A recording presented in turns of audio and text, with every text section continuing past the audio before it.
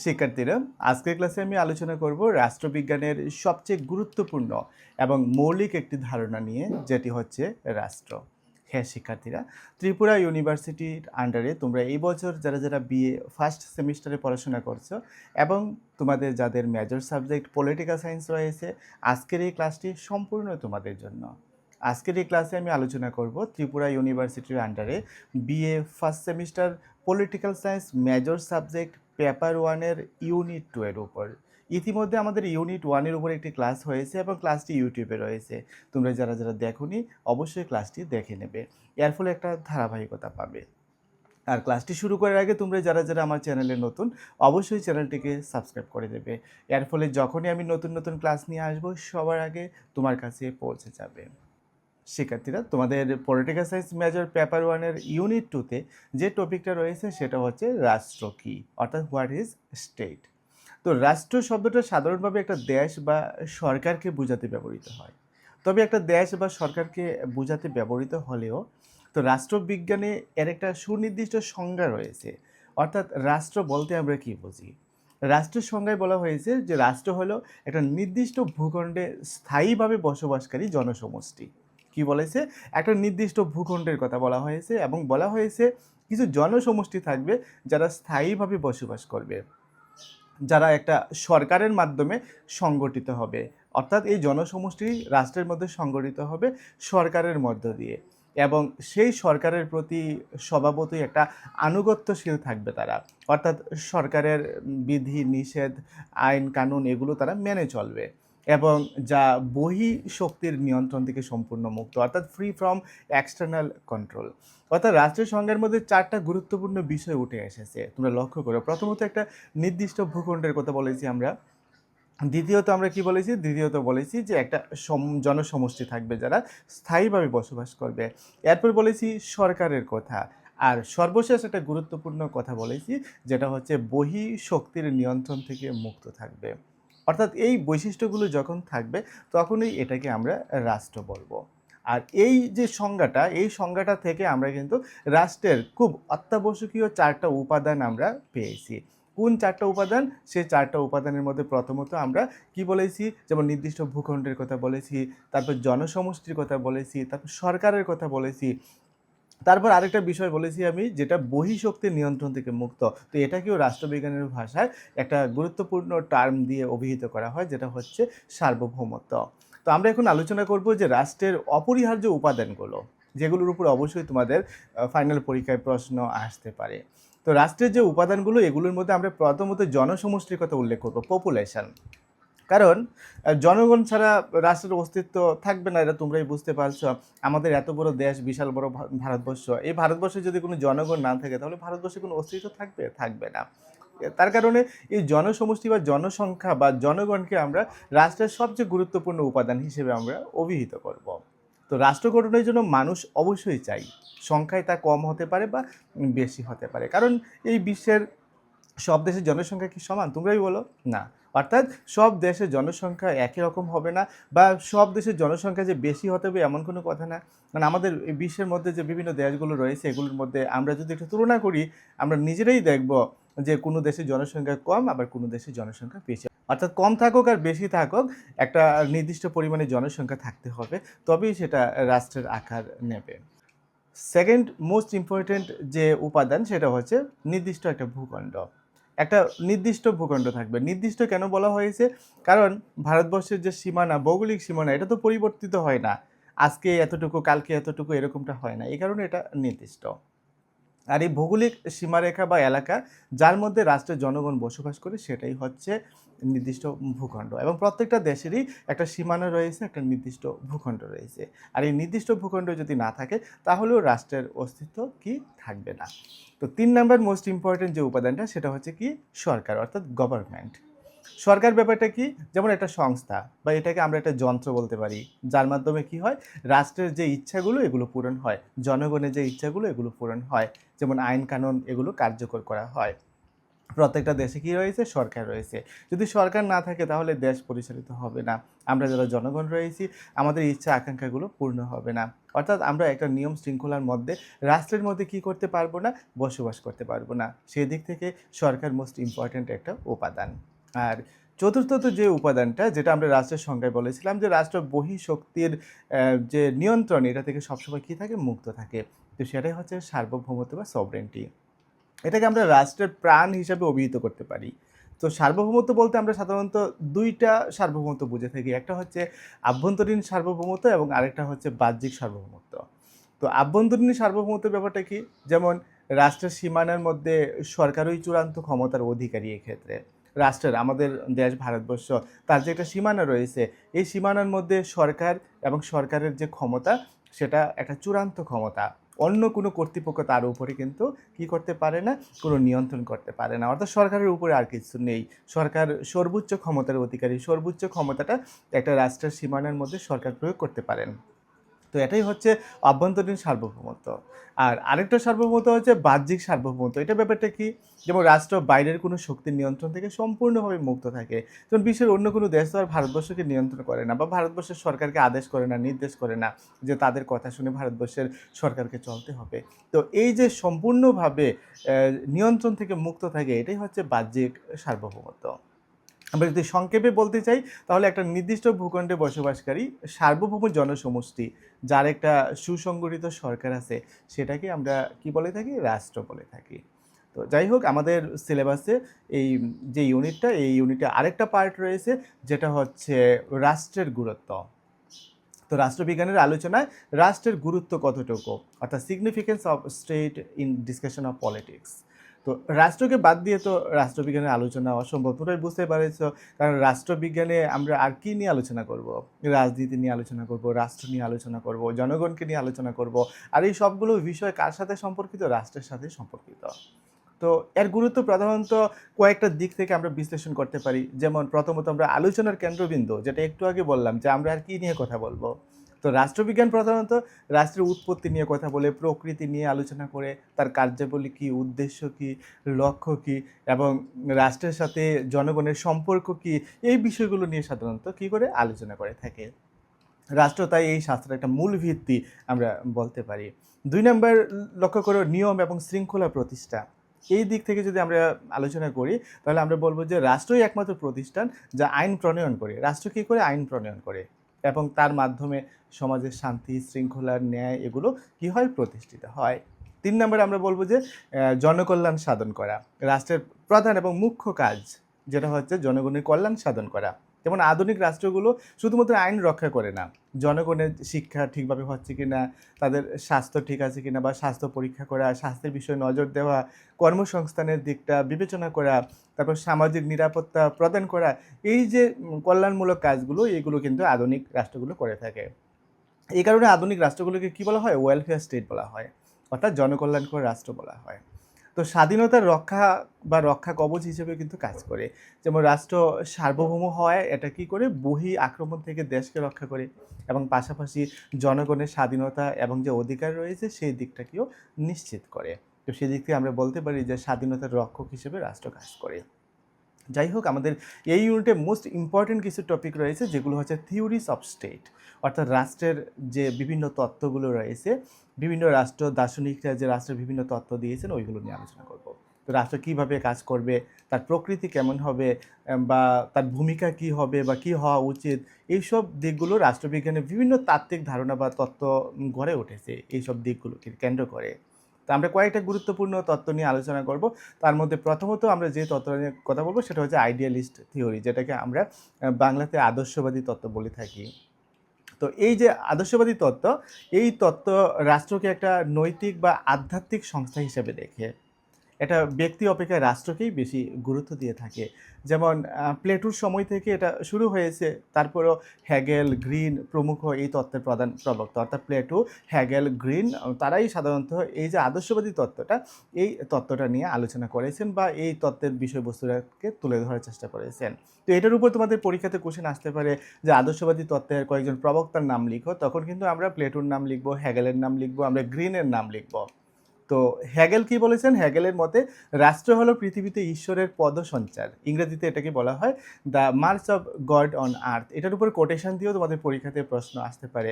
The March of god on earth এই উক্তিটি কে করেছেন বা কার মতে পৃথিবীতে ঈশ্বরের পদসঞ্চার হয়েছে রাষ্ট্র? তো যখন এরকম কোশ্চেন আসবে তখন কিন্তু আমরা অবশ্যই বলবো হ্যাগেলই এই মন্তব্যটা করেছেন। তো ব্যক্তির আসল স্বাধীনতা রাষ্ট্রের আনুগত্যের মধ্যেই নিহিত থাকে। তো এই তত্ত্ব রাষ্ট্রকে সর্বশক্তিমান এবং সর্বোচ্চ একটা প্রতিষ্ঠান হিসেবে দেখে। ২ নাম্বার আরেকটা তত্ত্ব রয়েছে যেটা হচ্ছে লিবারেল থিওরি, যেটাকে বাংলায় আমরা বলে থাকি কি উদারনীতিবাদ। তো এই উদারনীতিবাদের বিষয়টা কি? যেমন উদারনীতিবাদ ব্যক্তির যে স্বাধীনতা এবং যে অধিকার, সেই অধিকারকে রাষ্ট্রের চেয়ে বেশি গুরুত্ব দেয়।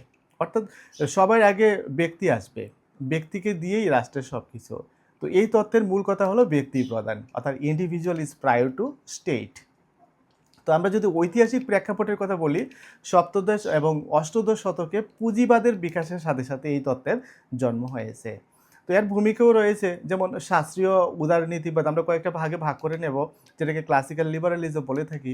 যেমন অ্যাডাম স্মিথের নাম আসবে, জন লক। তো প্রমুখ মনে করতেন যে রাষ্ট্রের কাজ হবে কেবল শান্তি শৃঙ্খলা রক্ষা করা এবং চুক্তি কার্যকর করা। তো এটি হলো ন্যূনতম রাষ্ট্র। ন্যূনতম রাষ্ট্র মানে কি মিনিমাল স্টেট, যেটাকে আমরা বলে থাকি, যেখানে অর্থনীতিতে রাষ্ট্র হস্তক্ষেপ করবে না। আর আধুনিক উদারনীতিবাদ যেটা হচ্ছে মডার্ন লিবারেলিজম, তাদের ভাষায় যেমন বিংশ শতকে জন ম্যানার্ড ক্যান্স, তারপর টি.এইচ. গ্রিন প্রমুখ এই তত্ত্বটা সাধারণত প্রবর্তন করেছেন। তো তারা মনে করেন যে শুধুমাত্র আইন শৃঙ্খলা নয়, রাষ্ট্রকে জনগণের একটা কল্যাণমূলক কাজেও কী করতে হবে, অংশ নিতে হবে। অর্থাৎ যেটাকে আমরা ওই কল্যাণকামী রাষ্ট্র, একটু আগে কথা বলেছিলাম ওয়েলফেয়ার স্টেটের কথা। তো এই ওয়েলফেয়ার স্টেটের ধারণাটা সাধারণত এখান থেকেই উঠে এসেছে। তো সাধারণত এই ওয়েলফেয়ার স্টেটের এই যে ধারণা, এই ধারণাটাকে কিন্তু সমর্থন করে এই তত্ত্বটা। তো আরেকটা বলবো আমরা নব্য উদারনীতিবাদ, নিউ লিবারেল থিওরি, যেটাকে আমরা বলে থাকি। তো এটা আধুনিক যে উদারনীতিবাদ রয়েছে, এই উদারনীতিবাদের কল্যাণমুখী ধারণার সমালোচক এবং ক্লাসিক্যাল যে উদারনীতিবাদ রয়েছে তার দিকে এটা ফিরে যেতে চায়। অর্থাৎ আধুনিক উদারনীতিবাদকে এটা এতটা সমর্থন করে না। তার পরিবর্তে যে ক্লাসিক্যাল উদারনীতি রয়েছে, তো যে শাস্ত্রীয় উদারনীতিটা, পৌরাণিক উদারনীতি, সেটার দিকে এটা আলোকপাত করে বা ফিরে যেতে চায় বা ওইটার দিকে এটা ফোকাস করে। বার্ট নুজিকের নাম তোমরা শুনেছ, মিল্টন ফ্রিডম্যানের নাম শুনেছ, তারা সাধারণত এই তত্ত্বটা প্রবর্তন করেছেন। তো তারা মনে করেন যে কল্যাণমূলক যে রাষ্ট্র, এটা অর্থনৈতিকভাবে অদক্ষ থাকে এবং ব্যক্তির স্বাধীনতায় এটা হস্তক্ষেপ করে। তো রাষ্ট্রের ভূমিকা আগের মতোই ন্যূনতম থাকা উচিত এবং বাজারকে, যেটাকে আমরা মার্কেট বলে থাকি, সম্পূর্ণ স্বাধীনতা দেওয়া উচিত। একে অনেক সময় বাজার মৌলিকতাবাদও বলা হয়ে থাকে। এবার আমরা আলোচনা করব যে মার্ক্সীয় তত্ত্ব নিয়ে, যেটা মোস্ট ইম্পর্ট্যান্ট একটা তত্ত্ব তোমাদের এই ইউনিটের মধ্যে। এটার উপর ব্রড কোশ্চেনও পরীক্ষা আসতে পারে। কার্ল মার্ক্সের নাম তো তুমি প্রত্যেকে শুনেছ, তারপর ফ্রেডরিক অ্যাঙ্গেলসের নাম শুনেছ। তারা সাধারণত রাষ্ট্রকে একটা শ্রেণী সংগঠন হিসেবে দেখেছেন। অর্থাৎ রাষ্ট্রের মধ্যে সবসময় কী থাকবে, একটা শ্রেণী থাকবে এবং একটা শ্রেণীর শোষণও থাকবে, অর্থাৎ ক্লাস স্ট্রাগলও থাকবে, শ্রেণী সংগ্রামও থাকবে। তো মার্ক্সবাদীদের মতে রাষ্ট্র হলো শাসক শ্রেণীর হাতে থাকা একটা শোষণের হাতিয়ার, বা অন্যভাবে বলতে গেলে যেটা একটা শ্রেণী শোষণের যন্ত্র, এটা কার্ল মার্ক্স বা মার্ক্সীয় তত্ত্বের মধ্যে বলা হয়েছে। তো রাষ্ট্রের কাজ যে পুঁজিবাদী সমাজে পুঁজিপতিদের স্বার্থ রক্ষা করা এবং শ্রমিক শ্রেণী যারা রয়েছে তাদেরকে শোষণ করা, এরকমটাই দেখে এসেছেন কার্ল মার্ক্স এবং মার্ক্সীয় তত্ত্বের মধ্যে যারা আলোচনা করেছেন বা যারা মত প্রকাশ করেছেন। তো মার্ক্সবাদীরা মনে করেন সাধারণত সাম্যবাদী সমাজে, অর্থাৎ কমিউনিস্ট যে সোসাইটি রয়েছে, এখানে শ্রেণী বিভেদ সবসময় থাকবে না। একটা সময় আসবে যখন এই শ্রেণী বৈষম্যটা বিলুপ্ত হয়ে যাবে, কারণ ক্লাস স্ট্রাগল চলবে প্রতিনিয়ত। পুঁজিবাদী যারা রয়েছে একটা সময় দেখা যাবে যে তারা বিলুপ্ত হয়ে যাবে এবং তখন দেখা যাবে শ্রেণী বিভেদ আর থাকবে না, এবং যে প্রোলেটারিয়েট যারা রয়েছে, সর্বহারা যারা রয়েছে, তাদের একনায়কত্ব তখন প্রতিষ্ঠিত হবে। তাই রাষ্ট্র নামক যে সংস্থা রয়েছে, এই সংস্থাটা বিলুপ্ত হয়ে যাবে, এটা তাদের মতে। তো আরেকটা ইম্পর্টেন্ট তত্ত্ব যেটার উপর পরীক্ষাতে তোমাদের কোশ্চেন আসে, সেটা হচ্ছে গান্ধীয়ান থিওরি, অর্থাৎ গান্ধীবাদী যে তত্ত্ব। এটার মূল ধারণা কি, যেমন মহাত্মা গান্ধী রাষ্ট্রের কেন্দ্রীয় ক্ষমতা এবং বল প্রয়োগের যে ধারণা রয়েছে, এটাকে অস্বীকার করেছেন। তো গান্ধীজি মনে করতেন যে রাষ্ট্র যেহেতু বল প্রয়োগের উপর নির্ভরশীল, তাই এটা ব্যক্তির যে নৈতিক বিকাশ রয়েছে, সেই নৈতিক বিকাশের ক্ষেত্রে এটা ক্ষতিকর হবে। তাই আদর্শ ছিল অহিংসা এবং বিকেন্দ্রীকরণ, অর্থাৎ নন ভায়োলেন্স এবং যে ডিসেন্ট্রালাইজেশন, এই দুইটা বিষয়ের উপরে মহাত্মা গান্ধী গুরুত্ব দিয়েছেন বা জোর দিয়েছেন।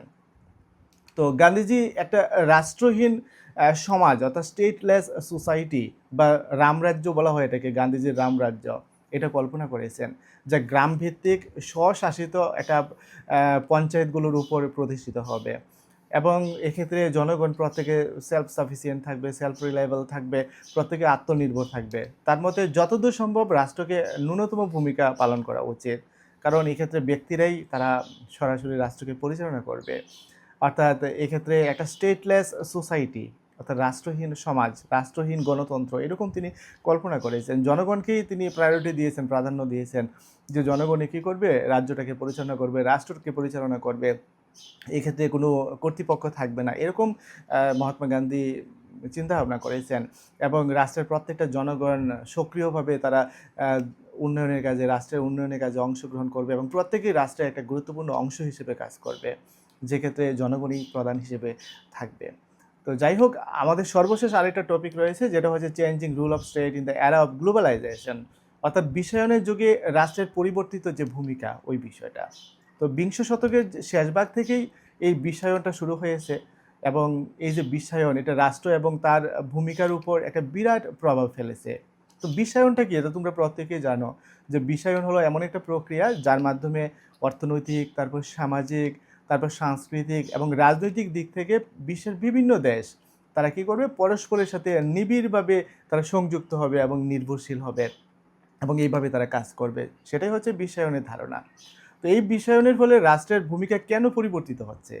যেমন বিশ্বায়ন রাষ্ট্রের সার্বভৌমত্বের যে ধারণা রয়েছে, এটাকে আজকের দিনে এটা চ্যালেঞ্জ জানাচ্ছে এবং তার ভূমিকা পরিবর্তন করতে বাধ্য করছে। যেমন অর্থনৈতিক ক্ষেত্রে রাষ্ট্রের দুর্বলতা, এটাও আমরা লক্ষ্য করি। যেমন বাজারের প্রাধান্য, এই বিষয়টাকে নিয়ে যদি আমরা কথা বলি, যে বিশ্বায়নের যুগে যে বহুজাতিক যে বিভিন্ন সংস্থাগুলো রয়েছে, এমএনসিএস যেগুলোকে আমরা বলে থাকি, মাল্টি ন্যাশনাল কর্পোরেশনস, এবং যে আন্তর্জাতিক আর্থিক প্রতিষ্ঠানগুলো রয়েছে, যেমন আইএমএফ অর্থাৎ ইন্টারন্যাশনাল মনিটারি ফান্ড, তারপর ওয়ার্ল্ড ব্যাংক, এগুলোর প্রভাব অনেকটাই বেড়েছে। এগুলো দেখা গেছে যে বিশ্বের প্রত্যেকটা দেশের উপর কোনো না কোনোভাবে হস্তক্ষেপ করছে, সার্বভৌমত্বটাকে একটু একটু করে ছিনিয়ে নিচ্ছে, কেড়ে নিচ্ছে। এর ফলে কিছু নীতির পরিবর্তন ঘটছে, যেমন রাষ্ট্রকে তার অর্থনীতিকে বিশ্ব বাজারের জন্য খুলে দিতে হয়েছে, এবং নব্য উদারনীতিবাদ, যেটা নিউ লিবারেলিজম, এটার পরামর্শ অনুযায়ী দেখা গেছে শুল্ক কমানো, তারপর বেসরকারীকরণ, প্রাইভেটাইজেশন যেটাকে আমরা বলে থাকি, এবং নিয়ন্ত্রণ শিথিল করা, এই নীতিগুলো নিতে হচ্ছে এবং বিশ্বের প্রত্যেকটা দেশকে এগুলো মেনে চলতে হচ্ছে। এর ফলে অর্থনৈতিক ক্ষেত্রে রাষ্ট্রের নিয়ন্ত্রণগুলো কিন্তু কমছে, সার্বভৌমত্ব হ্রাস পাচ্ছে, ডিক্রিজ হয়ে যাচ্ছে। তারপর প্রতিযোগিতামূলক রাষ্ট্রের একটা ধারণা তৈরি হচ্ছে, যেমন রাষ্ট্র এখন জনকল্যাণমূলক কাজের চেয়ে তার অর্থনীতিকে আন্তর্জাতিক বাজারের জন্য আকর্ষণীয় করে তুলতে সবচেয়ে বেশি সচেষ্ট থাকে। তো এর ফলে দেখা গেছে যে এক্ষেত্রে একটা বিরাট সমস্যা তৈরি হচ্ছে, অর্থাৎ সার্বভৌমত্বটা কমে যাচ্ছে। নিরাপত্তার ক্ষেত্রেও পরিবর্তন হচ্ছে, যেমন নতুন নিরাপত্তার হুমকি, যেমন কীরকমভাবে, যেমন ঐতিহ্যবাহী যে সামরিক আক্রমণ, এগুলোর পরিবর্তে এখন আন্তর্জাতিক সন্ত্রাসবাদ চলছে, সাইবার আক্রমণ চলছে, পরিবেশগত বিপর্যয় চলছে, এগুলো রাষ্ট্রের নিরাপত্তার ক্ষেত্রে নতুন চ্যালেঞ্জ সৃষ্টি করছে, যেগুলো আগে মানুষ ভাবতো না, নতুন করে এই সমস্যাগুলো তৈরি হচ্ছে। এক্ষেত্রে কিন্তু এখন আমরা সামগ্রিকভাবে বলতে পারি সহযোগিতার প্রয়োজন রয়েছে। যেমন এই আন্তর্জাতিক যে সমস্যাগুলো, এগুলো মোকাবেলার জন্য রাষ্ট্রকে অন্যান্য দেশের সাথে সহযোগিতা করতে হচ্ছে, কারণ জাতিসংঘের নিয়ম অনুসারে সেটা করতে হচ্ছে। আর সেটা করতে গিয়ে দেখা গেছে যে হস্তক্ষেপ বেড়ে যাচ্ছে, এক দেশ অন্য দেশের উপর হস্তক্ষেপ করছে। তো জনকল্যাণমূলক ভূমিকা হ্রাস পাওয়া, এই ব্যাপারটা একটা খুব গুরুত্বপূর্ণ ব্যাপার। যেমন বেসরকারীকরণ, বাজারের উপর বেশি নির্ভরতার কারণে রাষ্ট্র জনস্বাস্থ্য, শিক্ষা, সামাজিক নিরাপত্তা ইত্যাদি ক্ষেত্র থেকে আংশিকভাবে সরে আসছে, যা কল্যাণকামী যে রাষ্ট্র, সে রাষ্ট্রের ধারণাটাকে কি করছে, দিন দিন দুর্বল করছে। তারপর আন্তর্জাতিক সংস্থার প্রভাবও বৃদ্ধি পাচ্ছে, এই বিষয়টিও খুব গুরুত্বপূর্ণ একটা বিষয়। যেমন জাতিসংঘ, তারপর বিশ্ব বাণিজ্য সংস্থা এবং অন্যান্য যে আন্তর্জাতিক চুক্তিগুলো রয়েছে বা বিভিন্ন আইনগুলো রয়েছে, এগুলো রাষ্ট্রগুলোর যে নীতি, এই নীতি নির্ধারণের উপর প্রভাব ফেলছে। উদাহরণস্বরূপ আমরা বলতে পারি, যেমন WTO এর কথা বলতে পারি, এর নিয়ম মেনে রাষ্ট্রকে আমদানি রপ্তানি শুল্ক নির্ধারণ করতে হয়। তাহলে কোথায় রইলো একটা দেশের সার্বভৌমত্ব? সার্বভৌমত্ব চলে গেছে WTOর উপর। তো এইভাবেই কিন্তু বিশ্বের বিভিন্ন দেশের যে সার্বভৌমত্ব আজকে বিশ্বায়নের যুগে দাঁড়িয়ে এই সার্বভৌমত্বের উপরে দেখা গেছে যে প্রভাব অনেকটাই ফেলেছে। একটা সময়ে যেরকমভাবে একটা সার্বভৌম ক্ষমতা নিয়ে প্রত্যেকটা রাষ্ট্র পরিচালিত হতো নিজ নিজ কর্তৃত্বের গুণে, আজকের দিনে কিন্তু সেটা আর নেই হচ্ছে। তো বিশ্বায়নের ফলে রাষ্ট্র বিলুপ্ত হয়ে যায়নি, এটা কিন্তু আমরা বলবো যে বিশ্বায়ন হয়েছে, কি হয়েছে এর ফলে কিন্তু রাষ্ট্র রাষ্ট্র জায়গাতেই রয়েছে, রাষ্ট্রের অস্তিত্ব যেভাবে ছিল সেভাবেই রয়েছে এবং থাকবে। তবে তার ভূমিকাটা কি হচ্ছে একটু পরিবর্তন হয়ে গেছে। রাষ্ট্র এখন বহুজাতিক সংস্থা, তারপর আন্তর্জাতিক সংস্থা এবং স্থানীয় যে সংস্থা এগুলোর সাথে সহযোগিতা করে কাজ করছে।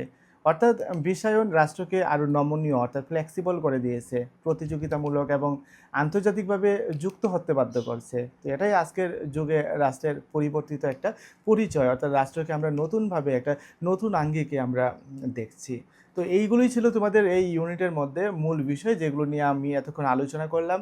আশা করি বিষয়বস্তু সম্পর্কে তোমরা কিছুটা হলেও ধারণা নিতে পেরেছো এবং তোমাদের আসন্ন ফাইনাল পরীক্ষার প্রস্তুতির জন্য অবশ্যই এইভাবে কনসেপ্ট ধরে ধরে তোমাদের আলোচনা শুনতে হবে, বুঝতে হবে, মনে রাখতে হবে। কারণ পরীক্ষাতে সবসময় যে কমন প্রশ্ন আসবে তা নয়, অনেক সময় আনকমন প্রশ্ন আসে, তখন কিন্তু সেগুলো নিজের থেকে বানিয়ে বানিয়ে লিখতে হয়। আর কনসেপ্ট বা ধারণাটা কিছুটা থাকলে তোমরা লিখতে পারবে। তো পাশাপাশি আরেকটা ইনফরমেশন তোমাদের জন্য, আমাদের স্কুল অফ মেরিট অনলাইন প্ল্যাটফর্মে নিয়মিত ক্লাস হচ্ছে। তোমাদের প্রত্যেকটা সাবজেক্টের উপর আসন্ন ফাইনাল পরীক্ষার জন্য মোস্ট ইম্পর্ট্যান্ট প্রশ্নগুলোর উপর সাজেশন দেওয়া হচ্ছে।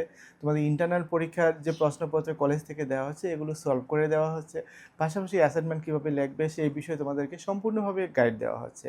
তো তোমরা যদি কেউ মনে করো আমাদের স্কুল অফ মেরিট অনলাইন প্ল্যাটফর্মে আসবে, আমাদের সাথে নিয়মিত ক্লাস করবে এবং তোমার প্রিপারেশনটাকে আরও মজবুত করবে, তাহলে গুগল প্লে স্টোর থেকে school of merit mobile application install করে নিয়ে রেজিস্ট্রেশন করে নিতে পারো।